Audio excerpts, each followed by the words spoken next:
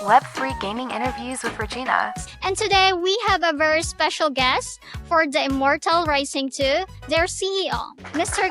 JC Kim. Hello there, Sir JC. Thank you so much for joining us today. How are you? Good, fine. Perfect morning. Yeah. Before we dive into the game itself, let's start by getting to know a little bit about you. Yeah, could you please share a bit about your background and how you got involved in the Web3 gaming? Okay, I'm JC, co-founder of Planetarium Labs. I'm building lots of on-chain games, including Immortal Rising 2 and Nine Chronicles. And I was one of the first OG of the Web3 gaming era, because we started this project since 2018, and our first game launched in 2020, which is actually also launched the same year. So we are one of the OG project owners. So the origin of our project is based on my experience of my childhood as gaming and the development activity. When I was young, I was that one kid who always loved playing game, modding, and coming up with my own version of game. So I learned programming in middle school because of that modding activity, and so I ventured into the world of modding and building fan communities for my favorite games. These experiences taught me the value of community relationship, as I literally spent more time in the community than I did playing the game itself. And so based on these experiences, I personally felt that existing games didn't acknowledge the players' contribution to the gaming ecosystem. Players and modders could never become the real owners of the game, and instead, game companies had all the power, creating a very centralized structure. That's what made me start the Nine Chronicles, the first fully on-chain open source game. So it's like a Bitcoin-like game. I wanted to create a world where those who play games could expand game content through modding, and the ones who really enjoy the game can truly become the owner. The world where gamers could freely expand content through modding, giving loyal users true ownership and fostering a self-sustainable game ecosystem. And that's how I became involved in Web3 gaming. From the beginning, Planetarium Labs, we've been focused on building player-driven ecosystems where the community has real agency over their experiences. Wow, amazing. With the journey and the creation of your company. Anyway, so to link that background of yours, JC, may I ask, what inspired the creation of Immortal Rising 2? So the intention of Immortal Rising 2 is pretty simple. So we wanted to create a great game powered by Web3. So Immortal Rising 2 builds upon the success of its prequel, so while introducing deeper mechanics, strategy combat on top of Immutable's amazing Web3 game infrastructure that gives players tangible value both inside and outside of the game. So we were committed to making a significant presence in the Web3 gaming market based on the launch experience of Nine Chronicles, and determined to uphold Nine Chronicles' value name, and we believe that we could do both through Immortal Rising 2. I see. But when I played the Immortal Rising 2 last year, because so when I dive into the game, it's really amazing because it's auto battling and it's dark, it's fantasy, and I just need to focus on my skills and how to improve it. So it's very entertaining. The auto battling features is very cool rather than to the other games that I play. Yeah, they should be a lot better than the others. Yeah, so in line with that, could you please tell JC to the people who are new to Web3 gaming? Example, like me, I bumped to Immortal Rising 2. How could you describe the Immortal Rising 2? Okay. So everyone plays games, and they are also paying a lot to their beloved game. So I think the Web3 game is a lot better than the normal traditional games because the game is providing the same level of fun, and also providing the users or fans, especially for early adopters, to ownership of the game. So that's the biggest difference with the other normal traditional game and the Web3 game. So Immortal Rising 2 is the first fine-grained Web3 game that anyone can play a lot better than the other traditional games. And also, we are providing token or NFT to the players, and then they can holding their ownership of that game and participate in the governance or the future game updates decision making by using this token, and also getting a lot more benefit than just paying a traditional game. So the game is the Immortal Rising 2. What makes this special is that Yes. this is the second title than its previous just Web 2 version of the game. So it means that it already implemented great game mechanics that anyone can enjoy that the existing game mechanics without any hustle of the Web3 things. So traditional Web3 game needs lots of hurdles to enjoy that level of the game because they need to create the wallet, and they need to sign up the CX to get a top essential tokens to enhance the play. So it creates a lots of hurdles playing the game, playing the Web3 game. But right now, so based on the Immortal great infrastructure, you can just tap a Google login as same as the other traditional game. So even if you didn't know what Web3 is, you can enjoy it at the same level of the process. Wow. So it's very simplified, right? Rather than the other Web3 game. And I know, JC, that developing a game ain't easy. So my next question now is, what were the biggest challenges your team faced while building the Immortal Rising 2? And how you guys overcome it? I think the biggest challenge is for all across the Web3 game and also traditional game is building a good game. Correct. So make people happy and want to enjoy the game then later and later. So tomorrow and so next week, that would be the very challenging part. We trying to focus the best game at the first time, and second time, so we are considering that making a same level or lower level of hurdles to make the player don't need to study lots of things to enjoy that game too. The lots of Western game has the same problem that making the huge hurdles to download the wallet and integrate the game with the wallet and also get some token from the other infrastructure. That would be very hard to make them some mass level adoption of that game product. So it's the second part I already described before. So we are working with Immutable, and they are already providing a great infrastructure.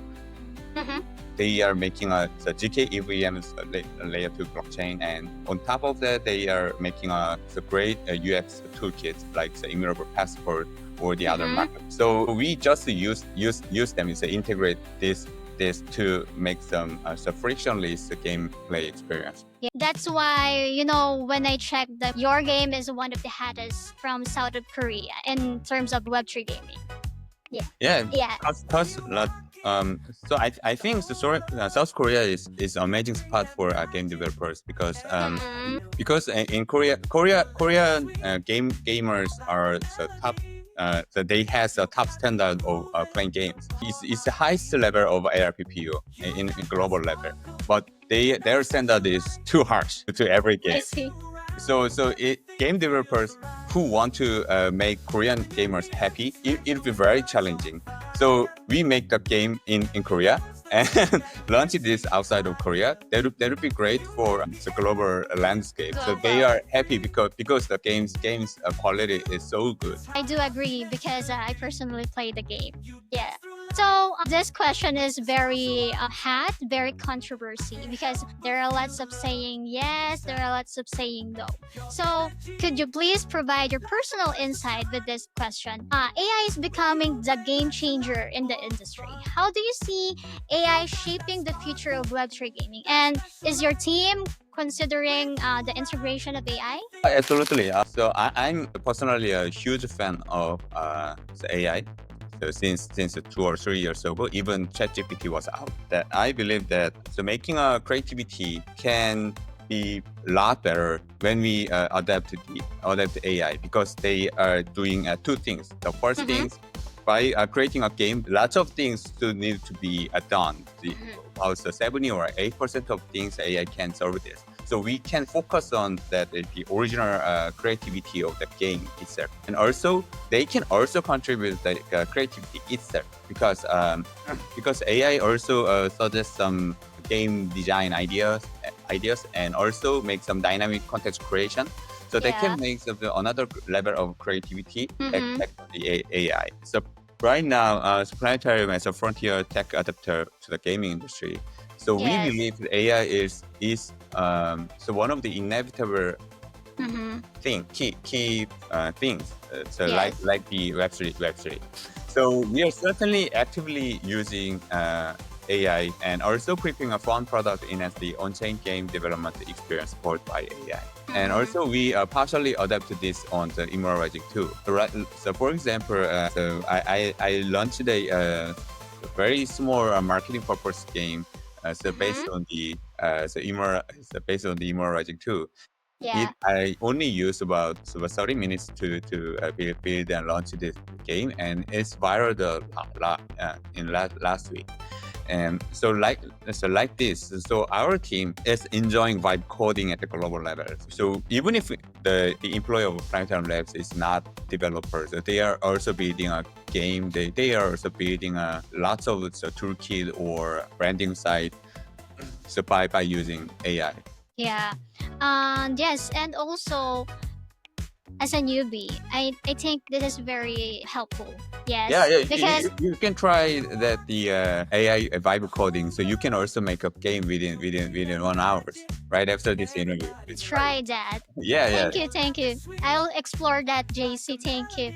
Yes. Okay, so we move now. For the future plans, JC, could you please share what exciting features or updates can players look forward to in Immortal Rising 2? To your community and to the other users that haven't joined yet. Yeah. So right now, the pre-TGE status of game is actually more like the Web2 era. But what we are sincerely preparing is mostly for the Web3 part of the game. And the first part of what the Web3 integration of Immortal Rising 2 is the guild contents. So we make a guild content as a crucial part of our Web3 gaming experience, and also it contains some NFT integration things too. So additionally, we are working on enhance the social features that we strengthen the community aspect of the game, so making more interactive and rewarding for our players. I see. Actually, it's been a long time since I checked the Discord channel because just too busy. But do you think it's also good to have the integration of MMO, the multiplayer, to have a more active or interactive gameplay experience to your game? Yeah, 100%. People love the game. Simply, someone say it's the play to earn. So I think the earn part is very very important, especially for a gaming ecosystem. So we are not giving them money, but we are not. We are giving them ownership. So since ownership has a valuable, that has a value.